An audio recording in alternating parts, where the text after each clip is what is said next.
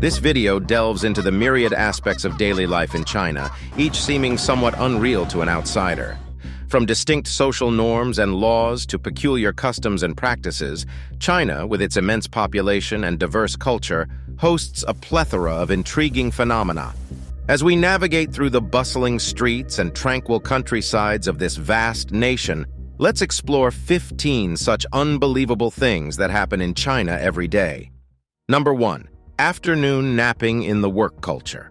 In many countries around the world, taking a nap during work hours could lead to a stern conversation with the manager, or even a written warning. However, China doesn't fall into that category. Here, the concept of afternoon napping, known as wuxu, is not just acceptable, it's actively encouraged. Dating back centuries, this tradition roots itself in the ancient Chinese medical texts, which preach that a midday rest can help maintain health and longevity. The nap is seen as a reset button, a chance to recharge the body and mind amidst a taxing work schedule. In the present day, this practice has meshed with the infamous 996 inches work culture of modern China. The 996 inches work schedule is a controversial employment system where employees work from 9 a.m. to 9 p.m., 6 days a week. Although this grind may seem exhausting, the implementation of an afternoon nap softens its toll, providing a much-needed respite. Walk into any Chinese office or factory post-lunch, and you will find people curled up at their desks, slouched in their chairs, or even laid out on a nearby couch, fast asleep. Some employees even bring along special nap pillows and eye masks to ensure an uninterrupted short sleep. Some companies have designated napping rooms, while others may enforce mandatory post-lunch naps, turning off lights for an hour to cultivate an environment conducive to sleep. Napping at work is not just a part of the cultural fabric, it's also backed by science. Numerous studies support the idea that a brief afternoon siesta can enhance productivity, alertness, and mood. According to sleep researchers, a nap as short as 10 minutes can provide immediate benefits of increased cognitive performance and reduced fatigue. However, this practice isn't without its critics. While advocates argue that it boosts efficiency, detractors say that it's an excuse to overwork employees and normalize the grueling 996 inches system. Recent years have seen growing resentment towards this system, with employees advocating for better work-life balance. Despite the debate, afternoon napping remains a quintessential part of China's work culture. It's a unique phenomenon that in many ways encapsulates the Chinese philosophy of work, a testament to their ability to balance hard work with a touch of tranquility. So the next time you witness a Chinese worker taking a midday nap, remember that it is a tradition deeply interwoven with their history, health beliefs, and contemporary work environment. Afternoon napping in China is more than just catching a few winks. It's a cultural emblem, a holistic approach towards productivity and wellness. Number 2. Rivers turning red due to waste dumping. China is a land of profound beauty, with its picturesque landscapes and mesmerizing rivers. Yet these natural wonders have not been immune to the effects of rapid industrialization. One of the most alarming examples occurred in 2012 when part of the Yangtze River, China's longest river, shockingly turned blood red. Residents in the city of Chongqing woke up one day to find their beloved river morphed into a red stream. The cause? Suspected illegal dumping of industrial waste. In fact, the dyeing industry had been flagged earlier for discharging their untreated waste directly into the river, causing not just a discoloration but also posing a severe ecological threat. Waste disposal has become a lucrative, albeit controversial, industry in China. With the nation's tremendous growth and development, the byproduct waste generated has skyrocketed. Proper waste treatment and disposal should be an integral part of the process, but reality often reflects otherwise. Despite stringent laws and regulations, illegal dumping remains a significant problem. These illicit activities are often driven by economic interests, ignoring the considerable environmental damage and the resultant health hazards. When rivers turn red, it's not just an alarming visual. It's indicative of the presence of toxic chemicals that can disrupt the river's ecosystem, exterminate aquatic life, and contaminate water supplies. This extraordinary event of the Yangtze River turning red is a stark reminder of the urgency to address environmental issues, emphasizing the need for effective waste management and stricter enforcement of environmental regulations. Number 3. Unusual dining etiquette in China. Every culture has its unique dining etiquettes that reflect its historical traditions and social norms. China, with its rich cultural heritage, is no exception. Some of the country's dining practices, which may seem unusual to outsiders, are deeply ingrained and considered a part of the Chinese dining experience.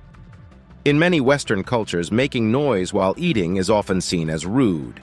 However, in China, slurping noodles loudly, smacking lips, and burping at the table are not just acceptable, but they are also perceived as a sign of thoroughly enjoying the meal. It's a way of complimenting the chef and showing appreciation for the food. Chinese dining etiquette also extends to dealing with certain types of food.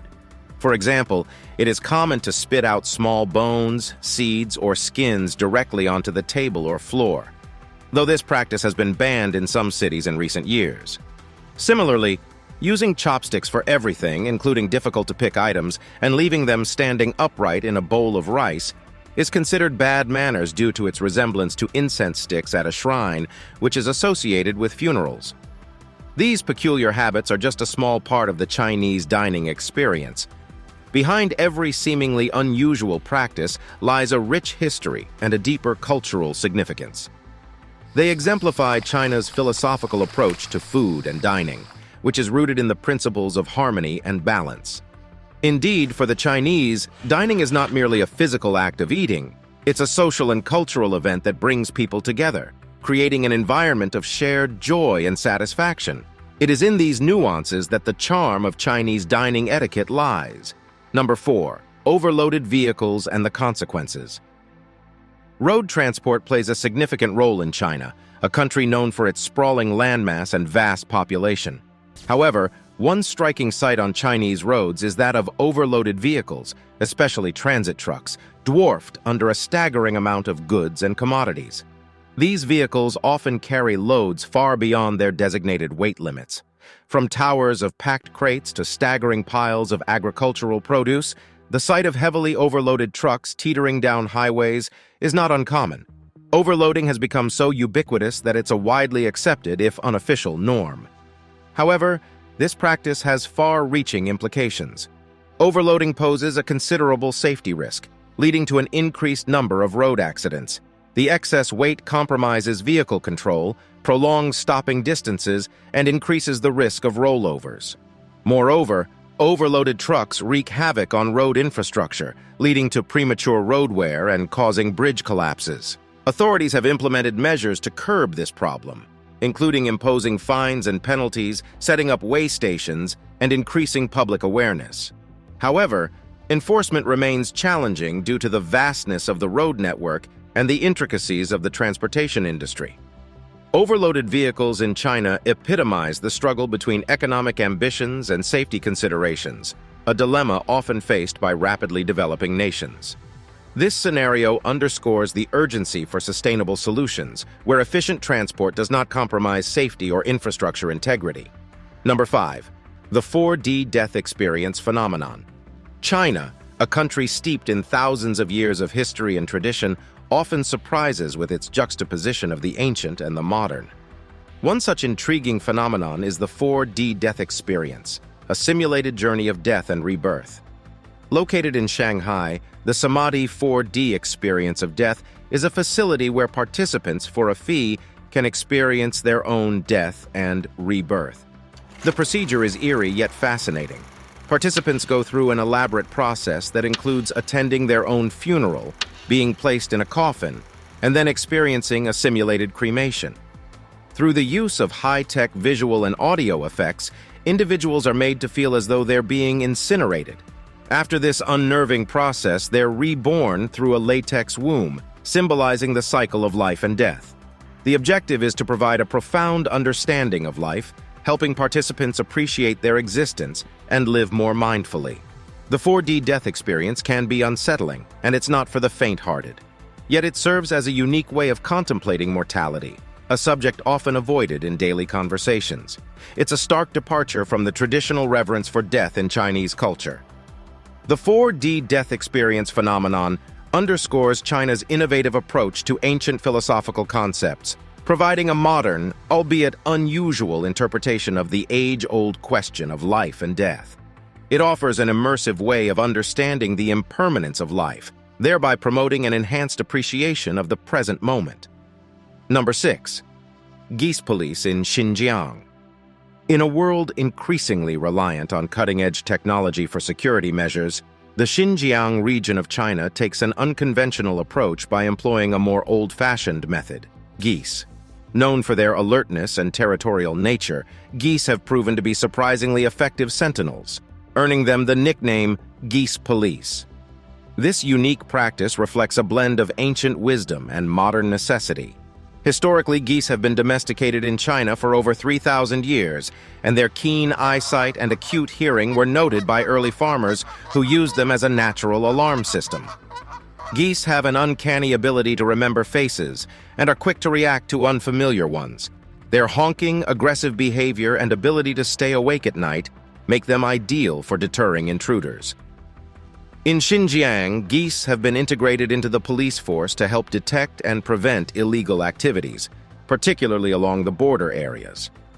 This unusual method of employing geese is not merely a novelty, but has proven its effectiveness over time. Incidents have been reported where geese police have thwarted burglaries and alerted police to suspicious activities, earning them the title of feathered flatfoots.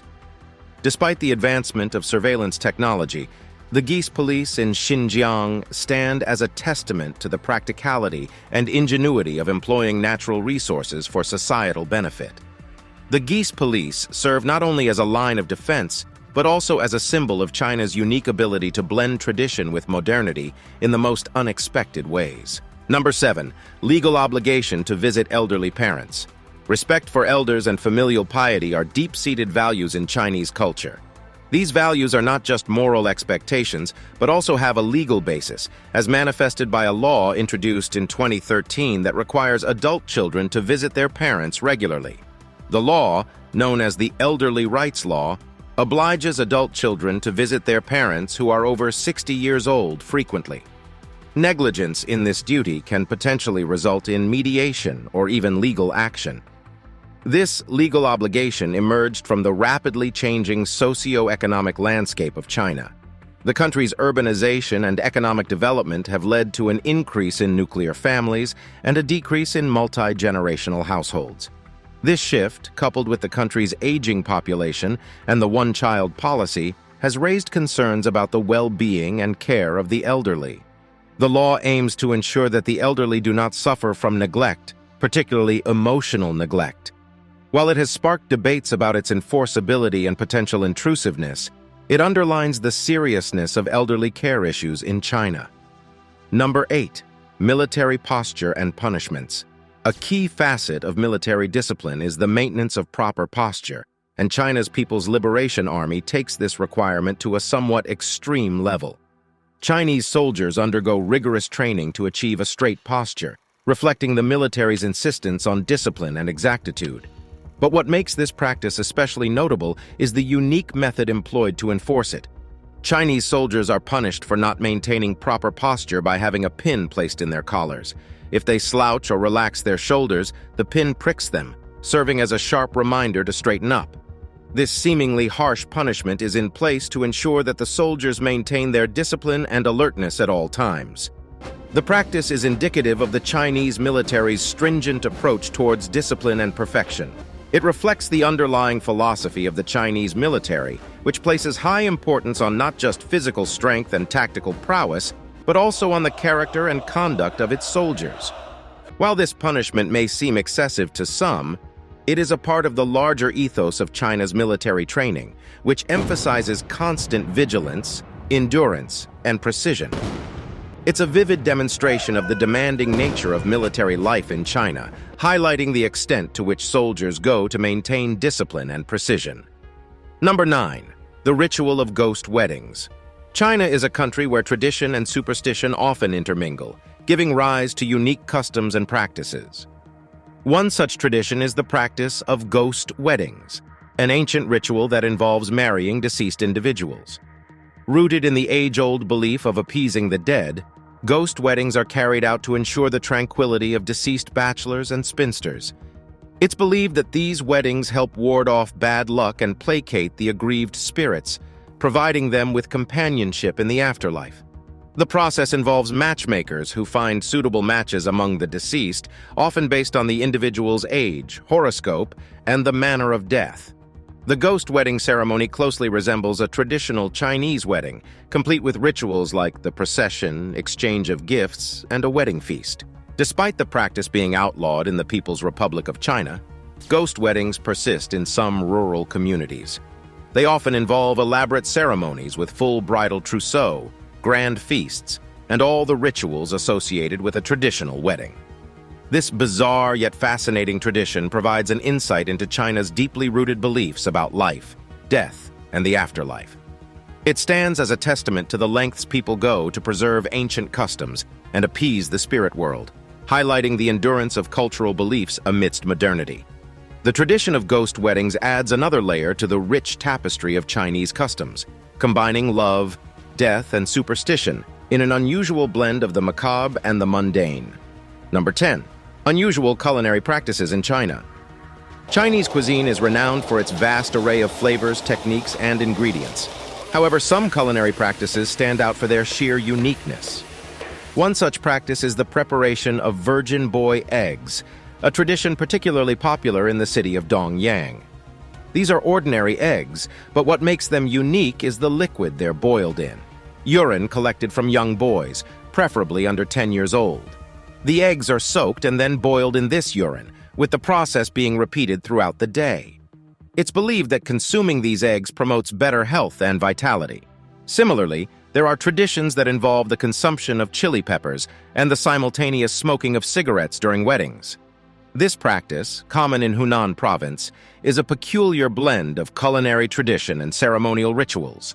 These unconventional practices highlight the extent of cultural diversity and regional variations in Chinese culinary traditions.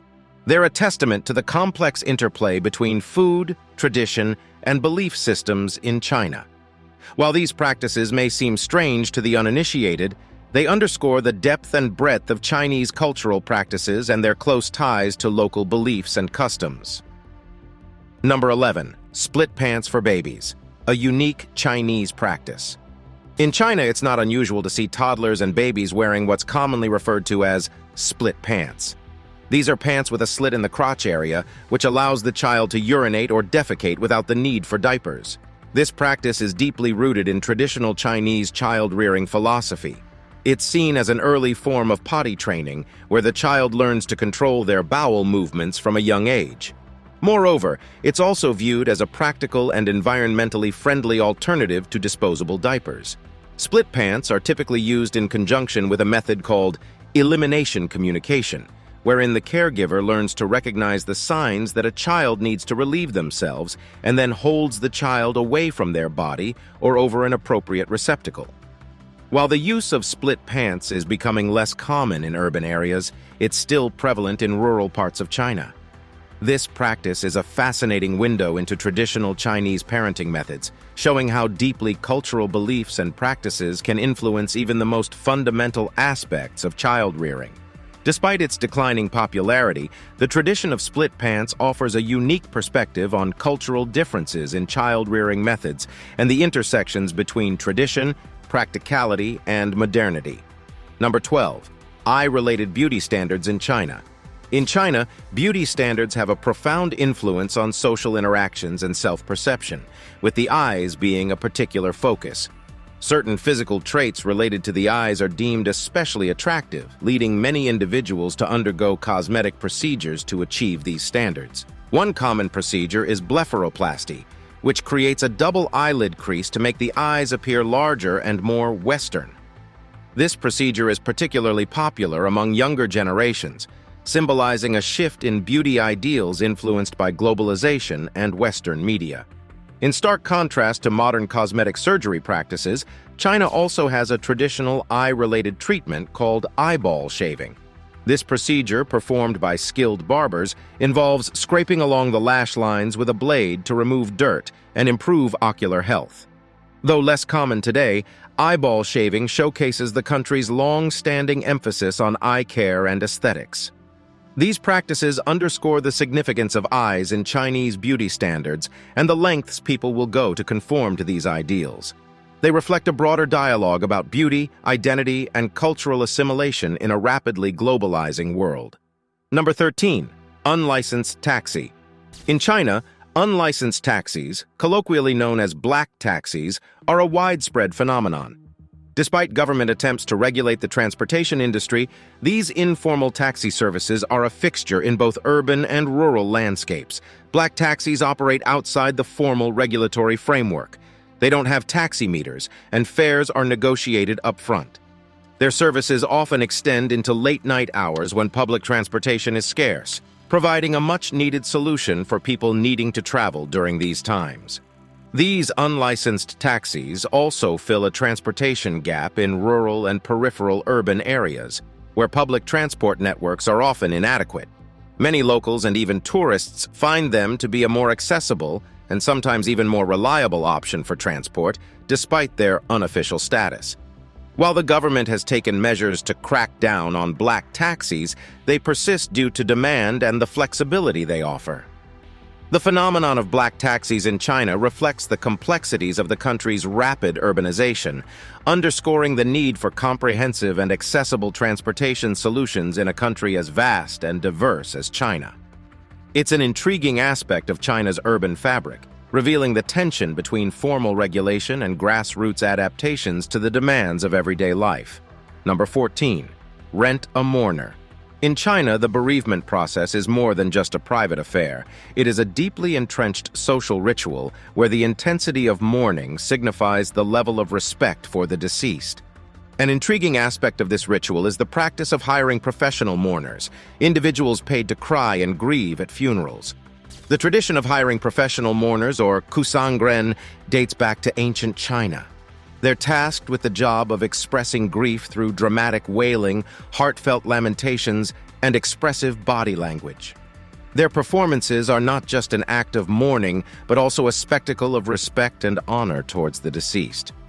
Hired mourners are judged by the authenticity and intensity of their lamentations, with the best able to induce tears in others. The loudness of their grief is also significant. Louder mourners are often seen as more genuine and, consequently, more respectful. This practice is steeped in the Chinese belief that a well-attended and emotionally charged funeral helps the deceased's soul find peace in the afterlife. Therefore, in situations where attendance is low or family members are unable to express their grief openly, professional mourners fill this essential role. Professional mourners come from diverse backgrounds. Some view it as a calling, others as a lucrative job opportunity, and some even see it as a form of performance art. Regardless of their motivations, their role at funerals is crucial. They set the emotional tone, helping to guide and encourage others to express their grief. While the use of professional mourners has decreased in urban areas, it remains prevalent in rural parts of China, where traditional beliefs and practices hold strong. However, the industry has also evolved with the times.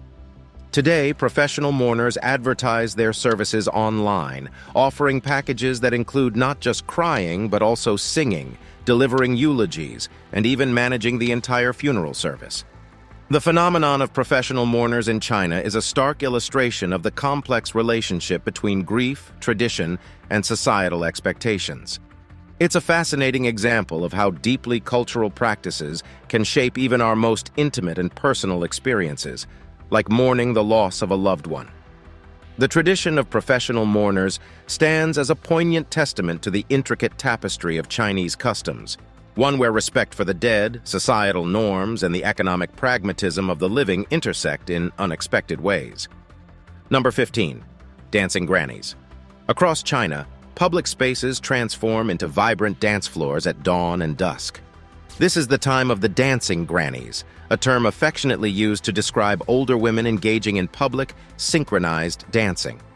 This widespread social phenomenon, known as square dancing due to its typical location in public squares, has become a staple of modern Chinese life. Intricate dance routines, uplifting music, and colorful attire combine to create a captivating spectacle that captivates both locals and tourists alike. But beyond its entertainment value, this cultural phenomenon serves several significant roles within Chinese society. The origins of the dancing grannies are somewhat nebulous. but it's generally agreed that it started in the 1990s during a period of rapid urbanization in China. With the influx of people into the cities and the development of public spaces, the stage was set for community activities like square dancing to take root. Square dancing provides a much-needed social outlet for older women, a demographic that can often feel marginalized in China's fast-paced, youth-centric urban life. These dance gatherings offer opportunities for social interaction, exercise, and entertainment, contributing to the participants' overall well-being.